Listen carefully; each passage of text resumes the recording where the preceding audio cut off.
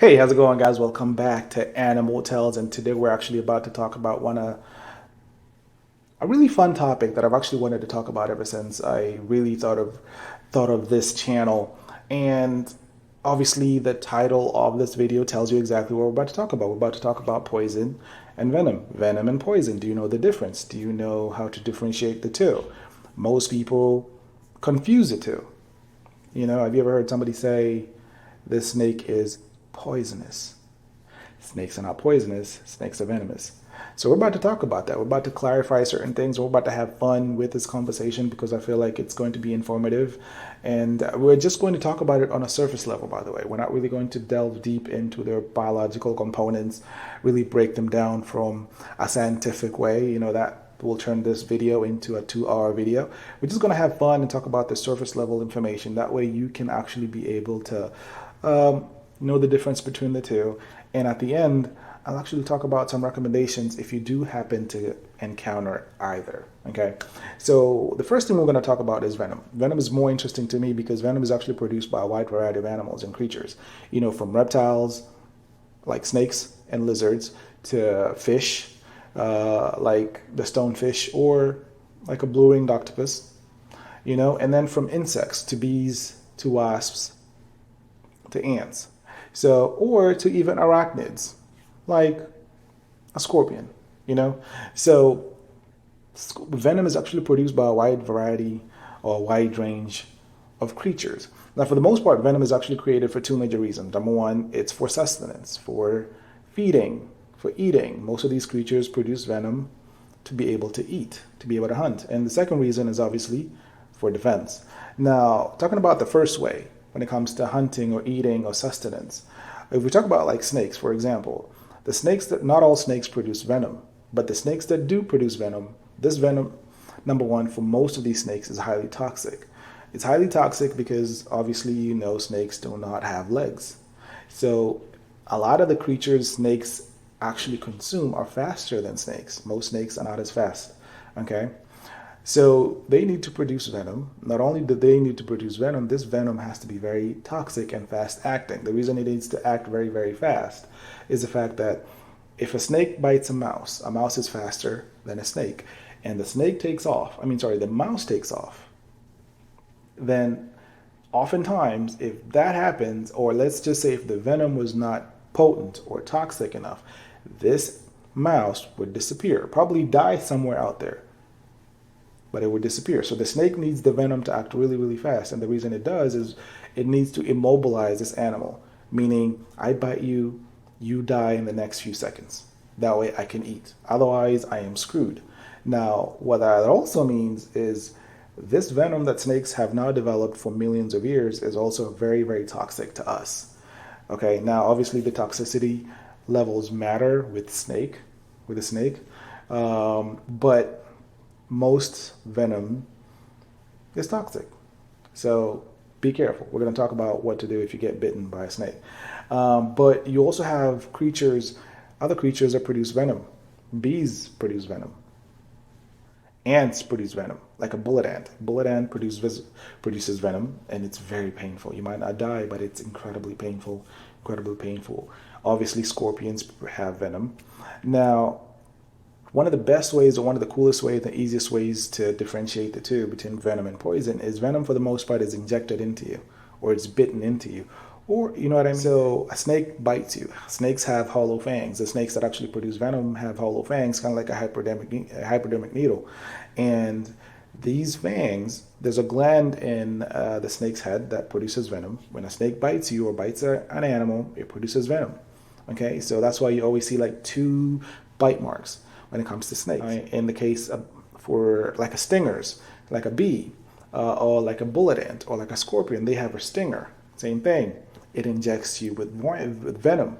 Now, a Gila monster, which is a lizard, has venom, but it bites into you, kind of like a Komodo dragon. They both produce venom, but they have to bite into you to release the venom because they do have glands. So venom, for the most part, is injected into you. Now, there is a variation to this, and that would be the Mozambique spitting cobra. This snake has developed one of the most ingenious ways like one of the most ingenious defensive ways to protect itself. This snake actually spits venom. And when I tell you it is incredibly accurate, it is basically picturing or basically trying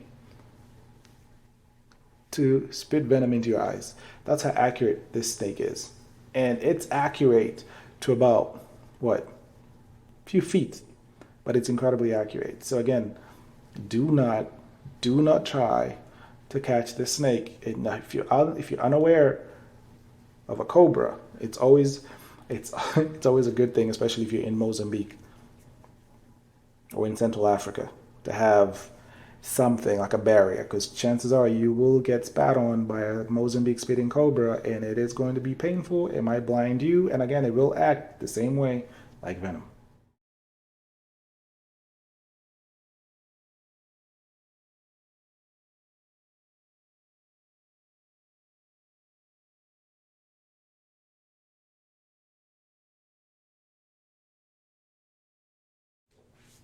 Now, when it comes to poison, poison is different because, again, when it comes to poison, not a lot of creatures actually produce or secrete poison. Now, the most popular, or at least popularly known creatures that actually produce venom, or I'm sorry, poison, are frogs and toads. Now, toads specifically, now they produce or they secrete poison on their rough. They have really, really rough skin, and they produce poison. Now, obviously, for toads, this is obviously not for sustenance. This is not for hunting. This actually is for defense, meaning any animal that tries to consume a toad will die. Now, they might both die because this animal consumed a toad, but as a result of eating that toad, that snake will die because, again, toads secrete poison on the surface. So do the poison dart frogs. Now, I love that name, the poison dart frog.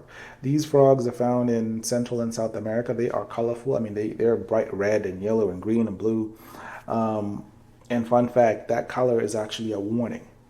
It is a warning to stay away. And most creatures, people always assume creatures don't reason and don't think. For the most part, they do, just not like us, but they do.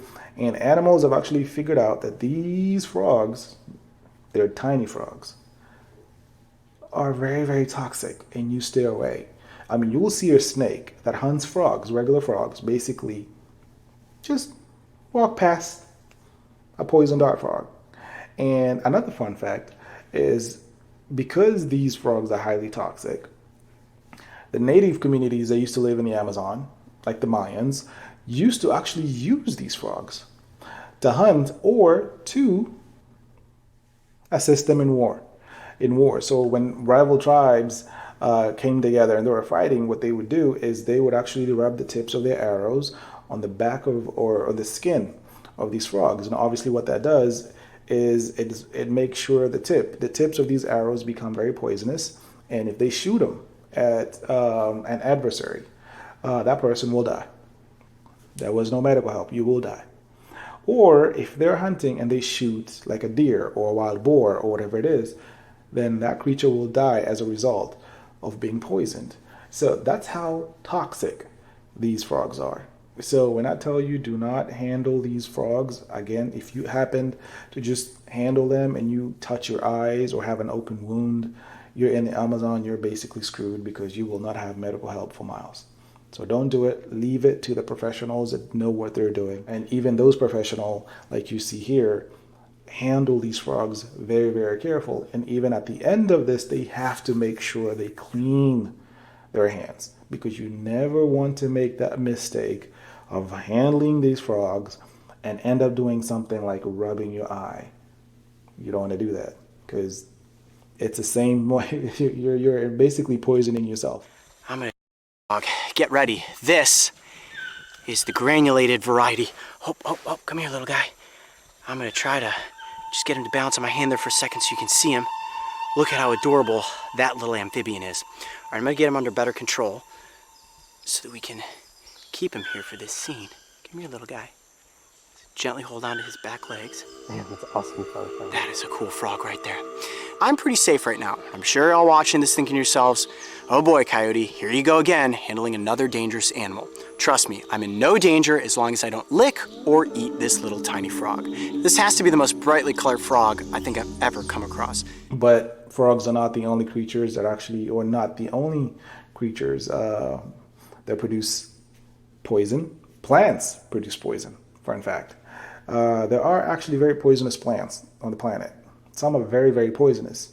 And funny enough, a lot of animals have actually figured out how to stay away from these plants because they know if you do consume these plants, you will die. And I remember watching a movie called The Gods Must Be Crazy when I was a kid, a really fun movie. And I remember watching this scene where these guys were pinned down, they're being shot at, and then they noticed on top of the person that was shooting at them was a tree, and they realized this tree was actually poisonous. So they shot at this tree. This tree started dripping this sap, and once it came into contact with that person's skin, this guy was in pain, writhing in pain. Just watch. This is funny stuff.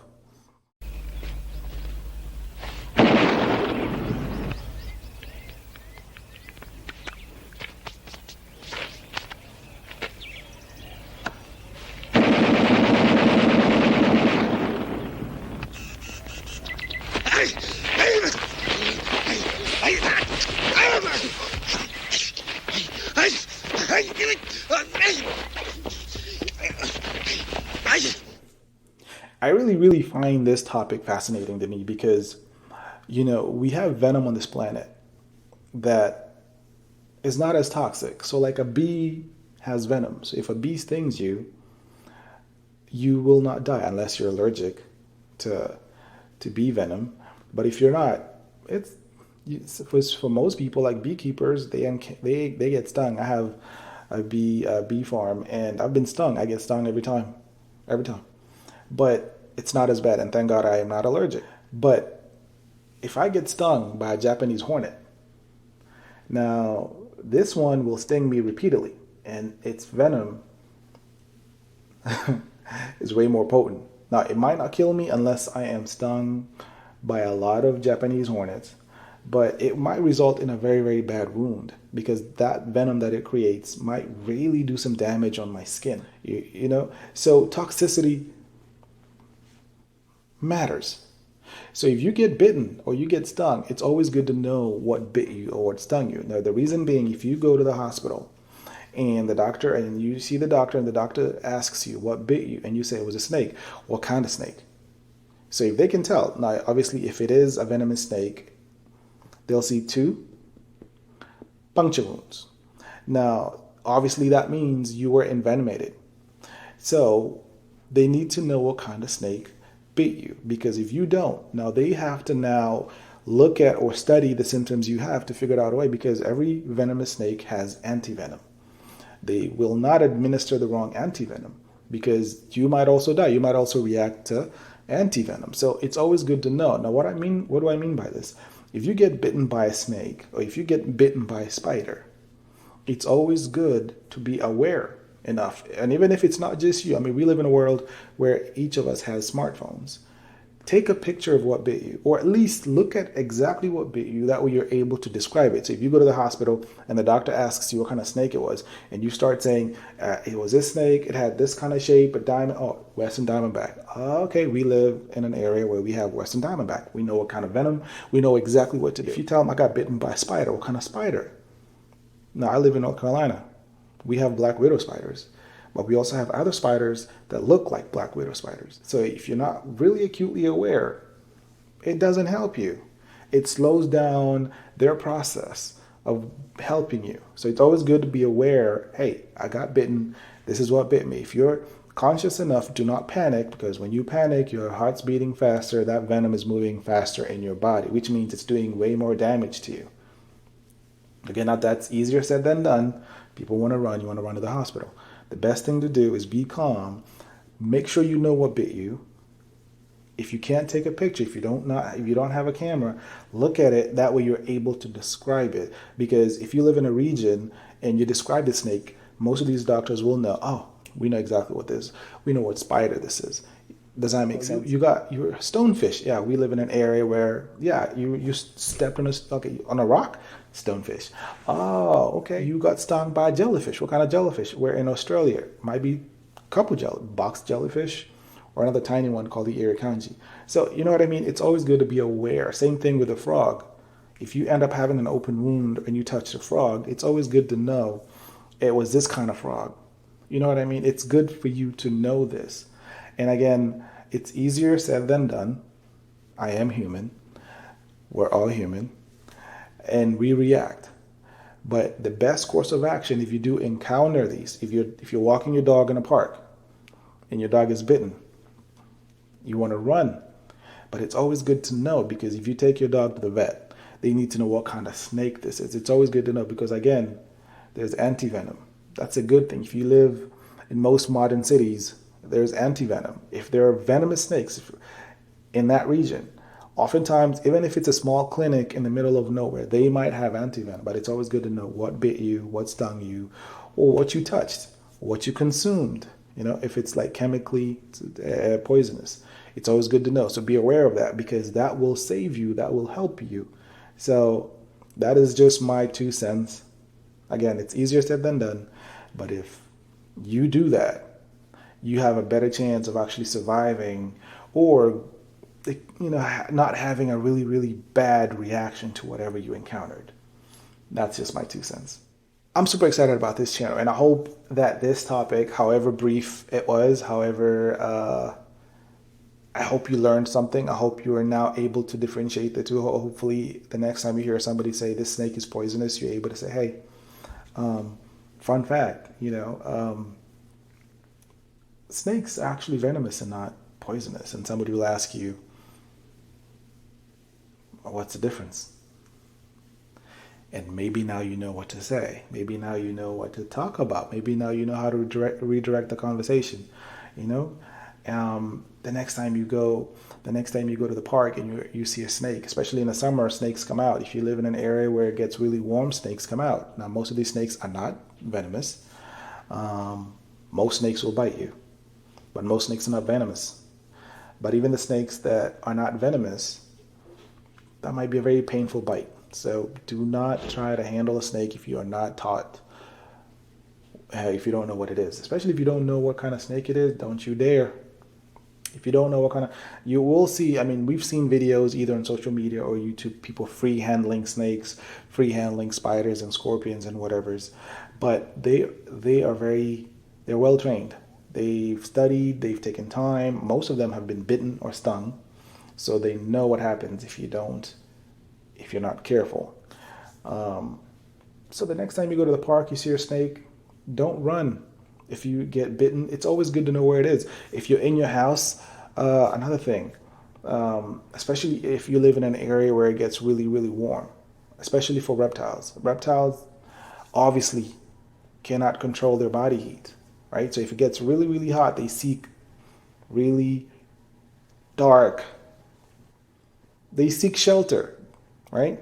So if you have a snake in your house, or if you have a spider, even a spider in your cart, don't you dare run out of the car, because what happens when you go back? You're not going to see it.